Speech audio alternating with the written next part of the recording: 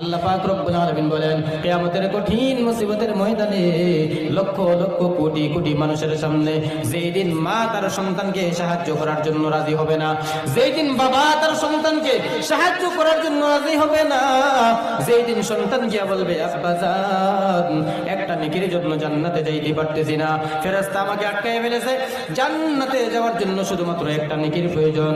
ও বাবা, তুমি তো আমার মহব্বতের বাবা, দুনিয়া জমিনে থাকা অবস্থায় আপনি আমাকে না খাইয়ে খাওয়াইছেন, আপনি আমার জন্য কত কষ্ট করেছেন, আমাকে লালন পালন করেছেন।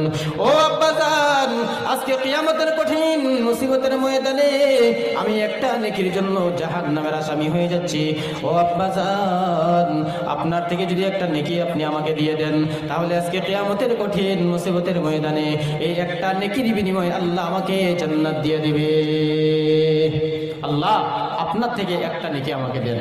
ওই আব্বাজান বলবে, তুই কি, আমি তোমাকে চিনি না, আমার তো কোনোদিন বিবাহ হয় নাই, আমি কোনোদিন বিবাহ করি নাই, আমার কোনো ছেলে সন্তান ছিল না, আমি তোমাকে চিনি না, যাও যাও যাও, তুমি দূর হয়ে যাও।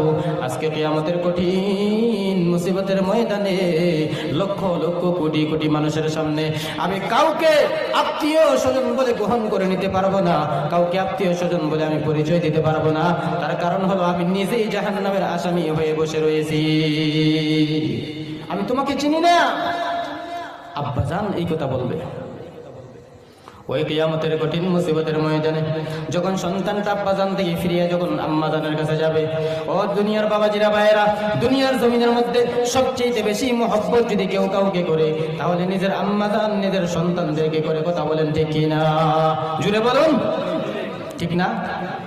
ও বাবাজিরা ভাইয়েরা, ভালো করে শুনিয়ে নাও, ও নবীর উম্মতের দল, দুনিয়ার জমিনে সন্তান যেত খারাপ হোক, কিন্তু মা বাবার কাছে সন্তান খারাপ হয় না।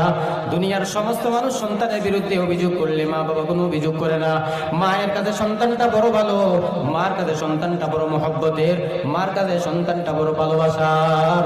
সন্তানকে কেউ গালি দেয় মা সেটা চায় না, সন্তানকে কেউ গালি দেখ মা সেটা চায় না, সন্তানকে কেউ আক্রমণ করুক মা সেটা চায় না, সন্তানকে কি বাবা দুনিয়ার বাবা ঘরের মধ্যে গালি গালাজ করুক মা কিন্তু সহ্য করতে পারে না। ও দুনিয়ার মুমিন, ভালো করে শুনিয়া নেও, ওই আদরের মা কিয়ামতের কঠিন মুসিবতের ময়দানে মায়ের কাছে যখন যাবে, আম্মা জান আপনি তো 10 মাস 10 দিন আপনার গর্ভে আমাকে ধারণ করেছিলেন, আপনার দুধ বুকের দুধ পান করিয়েছিলেন, আপনি নিজে কষ্ট করেছিলেন গো আম্মা জান। আজকে কিয়ামতের কঠিন মুসিবতের ময়দানে একটা নেকির জন্য জাহান্নামে চলে যাচ্ছি, আপনার আমলনামা থেকে যদি একটা নেকি আপনি আমাকে দিতেন, তাহলে আমি আজকে কিয়ামতের কঠিন মুসিবতের ময়দানে জান্নাতি হয়ে যেতাম, জাহান্নামে যাওয়া লাগতো না। আম্মা জান আপনার আমলনামা থেকে একটা নেকি আপনি আমাকে দান করেন।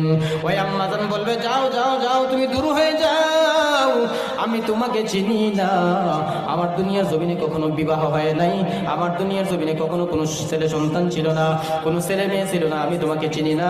কিয়ামতের কঠিন মুসিবতের ময়দানে আমার কি হবে, আমার সেই চিন্তা, আমার সেই টেনশন, আমি তোমাকে চিনি না, যাও যাও, তুমি দূর হয়ে যাও। আহা, আদরের মা এই কথা বলবে।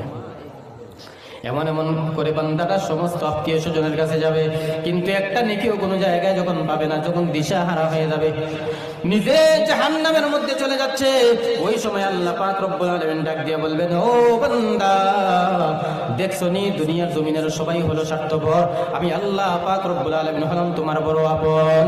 কারণ আমার আল্লাহর কোনো ছেলে নাই, মেয়ে নাই, আমি আল্লাহ পাকের স্ত্রী নাই, কোনো পুত্র নাই, যে আমি আল্লাহ তাদেরকে তোমাদেরকে দিলে তাদেরকে দিতে পারবো না। আমি আল্লাহ পাক বিনা স্বার্থে তোমাদেরকে সব নিয়ামত তোমাদের জন্য রেখে দিয়েছি। এই জন্য আল্লাহ পাক রব্বুল আলামিন বলেন, দুনিয়ার সব মানুষ হলো স্বার্থপর, আমি আল্লাহ পাক রব্বুল আলামিন হলাম আপন। কারণ আমার ছেলে নাই, মেয়ে নাই, আমি আল্লাহ কাউকে বিবাহ করি নাই, আমি আল্লাহ পাক কারো থেকে জন্ম নেই নাই, আমি আল্লাহ পাক কাউকে জন্ম দেই নাই। আল্লাহ পাক রব্বুল আলামিন বলেন, লাম ইয়ালিদ ওয়া লাম ইউলাদ ওয়া লাম ইয়াকুল লাহু কুফুয়ান আহাদ।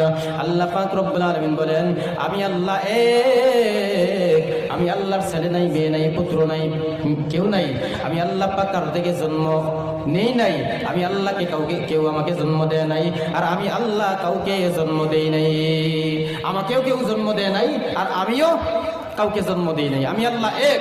সুতরাং তোমাদের জন্য সবকিছু রেখে দিয়েছি। ওই কিয়ামতের কঠিন মুসিবতের ময়দানে কিন্তু বাবা আল্লাহ পাক ওই সমস্ত বান্দাদের ডান হাতের মধ্যে আমলনামা দান করবেন, যে সমস্ত বান্দারা দুনিয়ার জমিনে আল্লাহর দেওয়া 60 থেকে 70 বছর হায়াত নিয়ামতটা দুনিয়ার জমিনে আল্লাহ পাকের গোলামি করে করে অতিবাহিত করেছে। ও যুবক ভাই, আল্লাহ পাক আজকে তোমাকে যুবক বানাইছেন, কারণ যুবকরা হলো ইসলামের সৈনিক, যুবকরা হইল ইসলামের সৈনিক। দুনিয়ার জমিনের মধ্যে যুবকেরা ইসলামের পতাকা দুনিয়ার জমিনের মধ্যে প্রতিষ্ঠিত করেছেন, ইসলাম প্রতিষ্ঠিত করেছেন দুনিয়ার জমিনের মধ্যে। এমন একজন সাহাবী, এমন একজন যুবক, যে যুবকের নাম হযরত আলী রাদিয়াল্লাহু তাআলা আনহু। যেই যুবক দুনিয়ার জমিনে বেঁচে থাকা অবস্থায় আল্লাহ পাক রব্বুল আলামিন ওনার ডান হাতের মধ্যে জান্নাতের